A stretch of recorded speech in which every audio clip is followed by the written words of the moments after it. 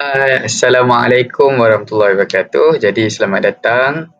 Cikgu ucapkan kepada murid-murid ke channel cikgu. Untuk kali ini cikgu akan ajar berkenaan dengan kata majmuk bahasa Melayu darjah 4. Jadi buku teks. Silakan buku teks. Cikgu akan mengajar berdasarkan SKP terkini. Jadi kata majmuk untuk hari ini cikgu akan ajar ialah kata majmuk mantap. Jadi ini adalah topik-topik ataupun pembahagian subtopik yang akan cikgu ajar untuk kali ini, iaitu pengertian kata majmuk mantap dan contoh penggunaan kata majmuk mantap. Jadi cikgu dalam video YouTube ini cikgu akan perincikan satu persatu dengan kata majmuk untuk hari ini.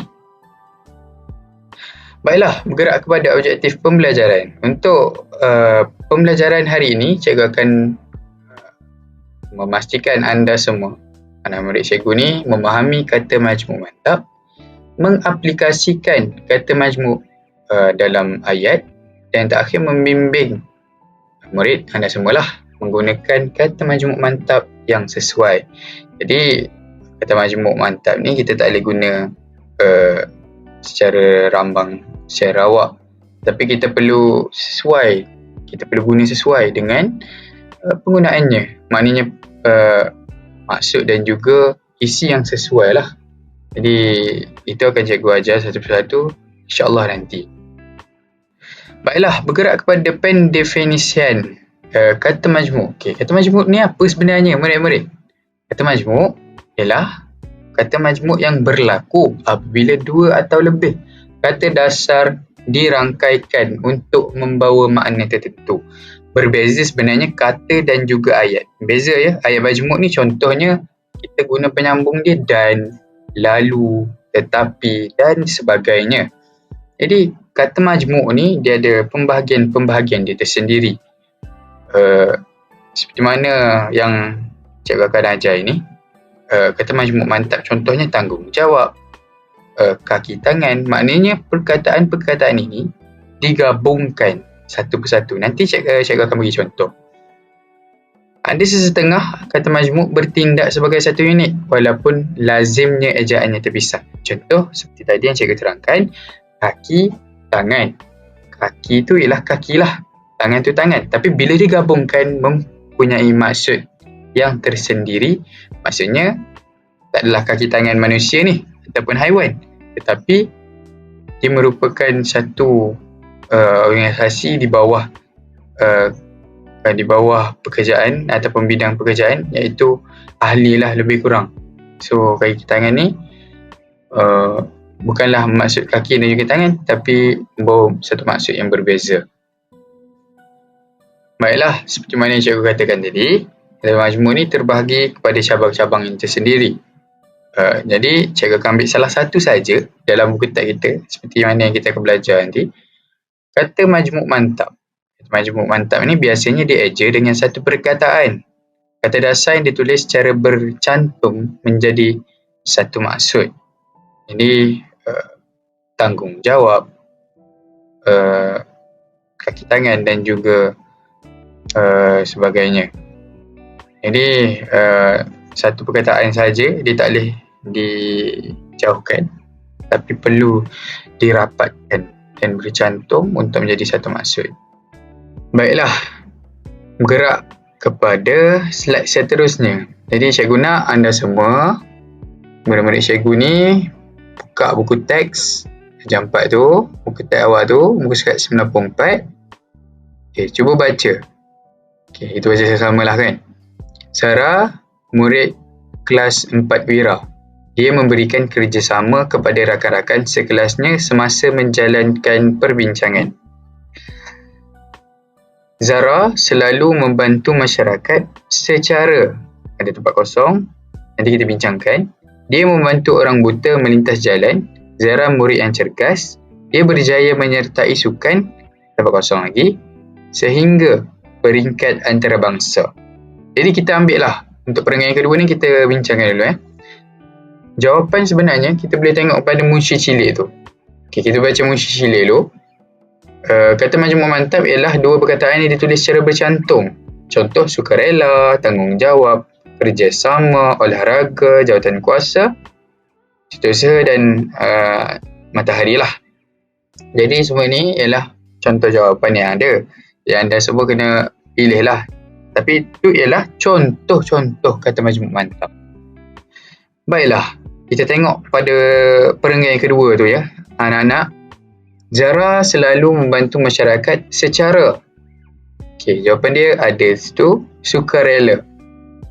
Okey, sukarela. Dia membantu orang buta melintas jalan. Zara murid yang cergas. Dia berjaya menyertai sukan. Okay. Cuba cari jawapan dia apa.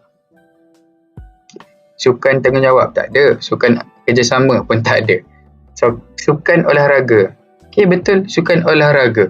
So, jawapan dia sukan olahraga. Olahraga ni seperti larian, 4x100, 100 meter. Itu ialah olahraga, sukan.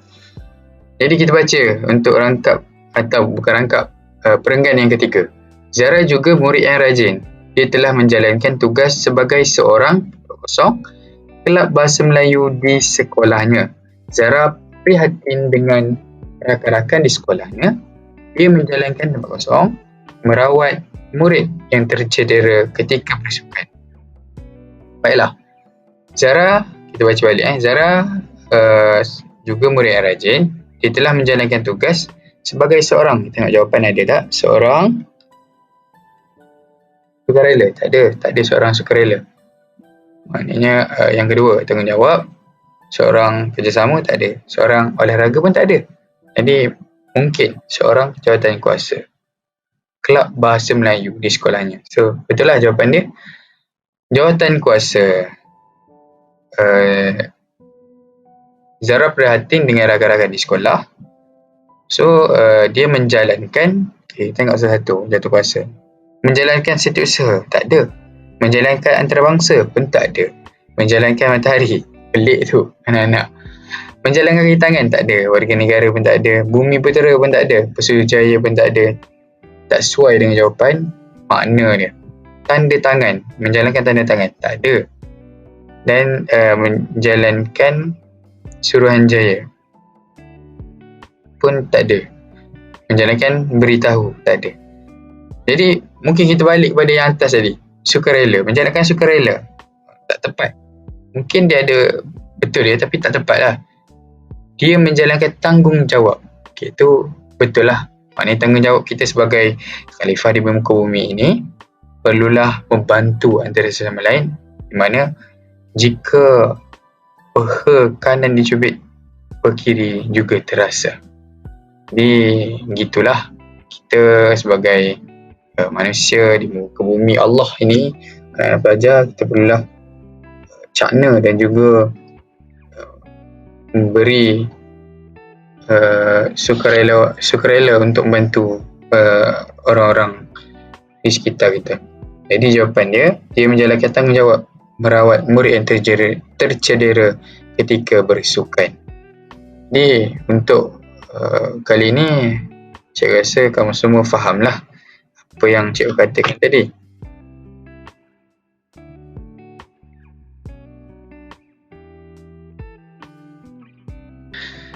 Baiklah, ni penghujung video YouTube cikgu kali ni.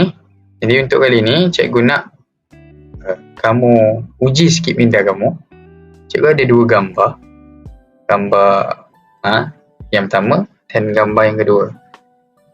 Jadi untuk kali ni merupakan ujian. Jadi cikgu nak kamu tak payah tulis apa-apa. Kamu hanya perlu tulis jawapannya.